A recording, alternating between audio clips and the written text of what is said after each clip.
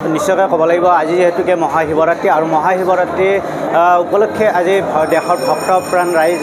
প্ৰতিটো শিৱদৌলত দেখা পোৱা গৈছে ভক্তৰ লানি নিচিঙাহঁত আৰু এই মুহূৰ্তত মই উপস্থিত আছোঁ তীৰ্থনগৰী হাজোৰ ইতিহাস প্ৰসিদ্ধ ক'ব লাগিব এই শিৱদৌলৰ যি হৰগৌৰী মন্দিৰ এই হৰগৌৰী মন্দিৰত দেখা পোৱা গৈছে ভক্তৰ লানি নিচিঙাহঁত পুৱাৰে পৰা ভক্তৰ লানি নিচিঙাহঁত হাজোৰ এই ইতিহাস প্ৰসিদ্ধ যি তেতেলীয়াস্থিত এই হৰগৌৰী মন্দিৰ এই হৰগৌৰী মন্দিৰৰ পৰিৱেশ কিছু সামগ্ৰী পৰিৱেশ দেখুৱাব ভিতৰৰ পৰিৱেশ লোকে লোকাৰণ্য হৈ পৰিছে এনেদৰে ভক্তৰ লানি নিচিঙাহঁত এপাহি বেলপাতেৰে যি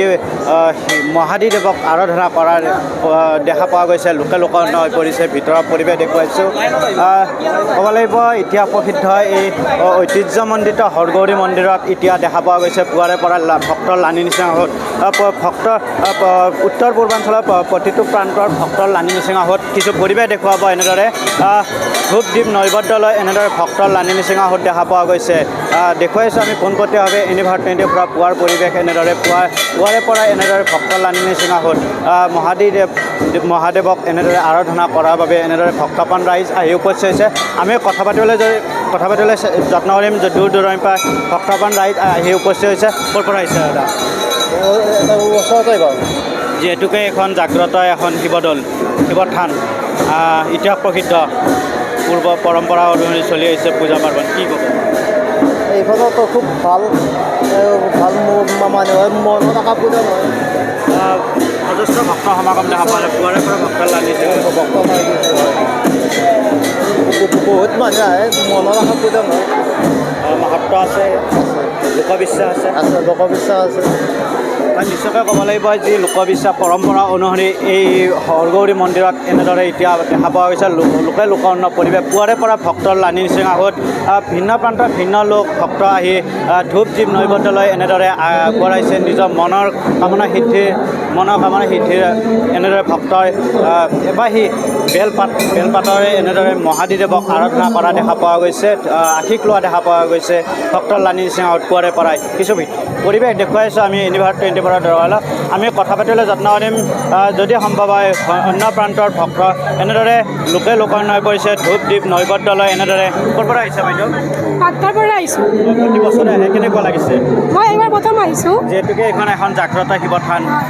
মাহাত্ম্য আছে পৰম্পৰা অনুসৰি চলি আহিছে শিৱ আজি যিহেতুকে শিৱ পূজা কি ক'ব হয় ইয়াৰে বহুত মাহাত্ম্য আছে আগতেও বহুত মানে প্ৰমাণ পাই থৈ দিছোঁ সেইকাৰণে জাগ্ৰত শিৱথান হিচাপে প্ৰত্যেক বছৰে সকলো মানুহে ইয়াত আহে সেইকাৰণে আমিও আহিছোঁ এইবাৰ লোকে লোকাৰণ্য হৈ পৰিছে লোকে লোকাৰণ্য হৈ পৰিছে বহুত ভাল লাগিছে নিশ্চয়কৈ এনেদৰে ভক্তৰ লানি নিচিঙাহঁত দেখা পোৱা গৈছে আমি যদি সম্ভৱ হয় আমি কথা পাতিবলৈ যত্ন কৰিম এনেদৰে উদ্যোক্তাসকল আছে উদ্যোক্তাসকলৰ পৰা আমি কিছু মতামত জানিবলৈ চেষ্টা কৰিম যিহেতুকে ইতিহাস প্ৰসিদ্ধ এই হৰগৌৰী মন্দিৰৰ এই মাহাত্ম্য আছে পৰম্পৰা অনুসৰি চলি আহিছে শিৱ পূজা কি ক'ব আজি মহাদেৱ হয় প্ৰতি বছৰে আমি দুদিনীয়া কাৰ্যসূচীৰে আমি মহাশিৱৰাত্ৰি উদযাপন কৰি আহিছোঁ এইবেলি তাৰ ব্যতিক্ৰম নহয় এইবুলি আমি দুদিনীয়া কাৰ্যসূচীৰে মহাশিৱৰাত্ৰি উদযাপন কৰিছোঁ ৰাতিপুৱা 7টাৰ পৰা আমি ভাগৱত পাঠেৰে আৰম্ভ কৰি ৰাতি আমাৰ দুটা নাগাৰা নাম আছে পুৰুষৰ নাগাৰা নাম আৰু অহাকালি ৰাতিপুৱা মহাভোগ বিতৰণ হ'ব তাৰপিছতে আমাৰ ছোৱালীৰ নাগাৰা নামেৰে আমাৰ সমাপ্ত হ'ব এনেকৈ প্ৰতি বছৰ আমি উদযাপন কৰি আহিছোঁ আজি পুৱাৰ পৰা ভক্তৰ লানি নিচিঙাহঁত দেখা হৈছে কি কাৰ্যসূচী লোৱা হ'ল কাৰ্যসূচী আমাৰ কৈছোঁ ভাগৱত পাঠ আমাৰ আৰম্ভ হৈছে তাৰপিছত নগৰ কীৰ্তন আৰম্ভ হ'ব আৰু গোটেই দিনটো আমাৰ যি দৰ্শনাৰ্থী আহিছে ৰথযাত্ৰা আমাৰ ইতিমধ্যে ইয়াৰ পৰা ওলাই গৈছে গতিকে আকৌ 3টা বজাত আহি পাব হয় আৰু আমাৰ বৰ্তমান অভ্যৰ্থনা চলি আছে যি আমাৰ দৰ্শনাৰ্থী আছে প্ৰত্যেককে আমি ভোগৰ ব্যৱস্থা কৰিছোঁ এনে গোটেই দিনটো আমাৰ এই কাৰ্যসূচী চলাই যায় কিমান ভক্ত সমাগম হয় ইয়াতে প্ৰতি বছৰ হয় ইয়াতে অগণন হয় আমি হিচাপটো কৰিব নোৱাৰি এতিয়া অগণন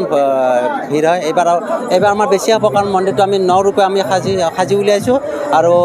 মহাদেৱে কৃপা কৰিলে আমাৰ নিশ্চয় আগলৈ আৰু মানুহ যিহেতুকে প্ৰবাদ আছে এই পৰম্পৰা অনুসৰি চলি আহিছে হৰগৌৰী মন্দিৰৰ মাহাত্ম্য আছে এই ইতিহাস প্ৰসিদ্ধ এই হৰগৌৰী মন্দিৰৰ ইতিহাস কি আছে ইতিহাস মানে আমি জনামতে আমাৰ প্ৰবাদ শুনি আহিছোঁ এই মন্দিৰত যিসকলৰ নিসন্তান ল'ৰা ছোৱালী নাই তেওঁলোকে ভক্তিভাৱেৰে ইয়াত আমাৰ মনৰ আশা পূৰণ কৰিলে তেওঁলোকৰ ল'ৰা সন্তান বা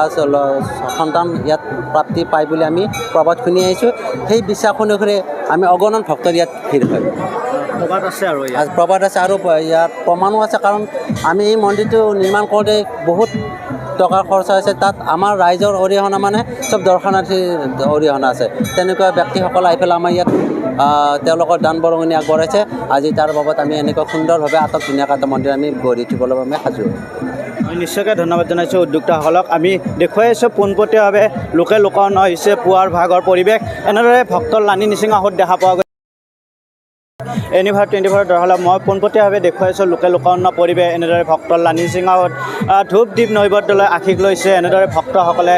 উদ্যোক্তাসকল বিষয়ববীয়াসকল আছে, অন্য আমি কথা পাতিলে যাতে যিহেতুকে পুৱাৰে পৰা ভক্তৰ লানি নিচিঙাহঁত কি ক'ব? হয়, আমাৰ ইয়াত এইটো মানে পৰম্পৰা। আমাৰ গাঁৱত আমি মূল উৎসৱ হিচাপত মহাপ্ৰভু শিৱ পূজাখনই আমি মানে উলহ মালহেৰে কৰোঁ। আৰু আপোনালোকে দেখা পাব এতিয়া অকণমান ভক্তৰ সমাগম কমি আছে। কিছু সময় পিছত আপোনালোকে দেখা পাব ইয়াত অজস্ৰ ভক্তৰ সমাগম হ'ব। ইয়াত আধ্যাত্মিকতাৰ বহুখিনি ইয়াত আমাৰ জাতিসকলে কিছু ইয়াত বাস পায় বুলি আমি জানিবলৈ পাওঁ। আৰু সেই হিচাপে মন্দিৰক বিশ্বাস কৰি বহু জাতি ইতিমধ্যে বহু ক্ষেত্ৰত বহু ধৰণে আমাৰ মন্দিৰটো আগবঢ়াই নিয়াত মানে বহু ধৰণে সহায় কৰে। আৰু ইয়াত মানুহে যেনেধৰণে বিচাৰে তেনেধৰণে ফলো পায় বুলি মানুহৰ আমি মুখে মুখে শুনো বা আমিও প্ৰমাণিত হৈছোঁ। সেয়ে মহাপ্ৰভুৰ ওচৰত আমি প্ৰাৰ্থনা জনাওঁ আজি ইয়াত উপস্থিত হোৱা আটাইবোৰ যাত্ৰীয়ে যাতে ভৱিষ্যতে সকলো ক্ষেত্ৰতে আগবাঢ়ি যায়, তাৰ কাৰণে আমি ৰাইজৰ পৰাও আমি প্ৰভুৰ ওচৰত প্ৰাৰ্থনা জনাইছোঁ। নিশ্চয়কৈ ধন্যবাদ জনাইছোঁ। দেখুৱাইছোঁ আমি পোনপটীয়াভাৱে এনেদৰে ভক্তৰ লানি নিচিঙাহঁত ধূপ দীপ নৈবদ্যলৈ এনেদৰে পুৱাৰে পৰা ভক্তৰ লানি নিচিঙাহঁত দেখা পোৱা গৈছে। ভিন্ন প্ৰান্তৰ ভিন্ন ভক্তপ্ৰাণ ৰাইজ আহি উপস্থিত হৈছে এই মহাদেৱ আৰাধনা কৰাৰ বাবে। এনেদৰে আৰাধনা কৰা দেখা পোৱা গৈছে পুৱাৰে পৰাই ভক্তৰ লানি নিচিঙাহঁত আমি দেখুৱাইছোঁ পোনপটীয়াভাৱে এনিভাৰ 24 দৰহলা ভিতৰৰ কিছু পৰিৱেশ। এনেদৰে লোকে লোকাৰণ্য হৈ পৰিছে ভক্তৰ লানি নিচিঙাহঁত। ক'ব লাগিব হাজোৰ এই ইতিহাস প্ৰসিদ্ধ যি হৰগৌৰী মন্দিৰ, এই হৰগৌৰী মন্দিৰৰ প্ৰবাদ আছে। লোকবিশ্বাস অনুসৰি পৰম্পৰাগতভাৱে চলি আহিছে যি মহাদেৱৰ আৰাধনা, এই প্ৰবাদ দেখা পোৱা গৈছে। এতিয়া যিহেতুকে আজি মহাদেৱৰ যি শিৱ পূজা, এই শিৱৰাত্ৰিৰ মহাক্ষণত আমি আহি উপস্থিত হৈছিলোঁ তেতেলীয়াস্থিত হাজোৰ এই হৰগৌৰী মন্দিৰৰ কিছু পৰিৱেশ দেখুওৱাৰ বাবে। তীৰ্থনগৰী হাজোৰ এই ইতিহাস প্ৰসিদ্ধ হৰগৌৰী মন্দিৰ প্ৰাংগণৰ পৰা মই মৃদুল মজুমদাৰ, এনিভাৰ 24। শৰীৰৰ যিকোনো অসুবিধাৰ সন্মুখীন হৈছে নেকি আপুনি? শাৰীৰিক সমস্যাৰ প্ৰতিকাৰ কেৱল আমি দিম। অভিজ্ঞ চিকিৎসকে দিব সুপৰামৰ্শ। প্ৰতি সপ্তাহত থাকিব বিভিন্ন ৰোগৰ বিশেষজ্ঞ চিকিৎসক। চাবলৈ নাপাহৰিব এনিভাৰ 24ৰ বিশেষ অনুষ্ঠান স্বাস্থ্য বিশেষ।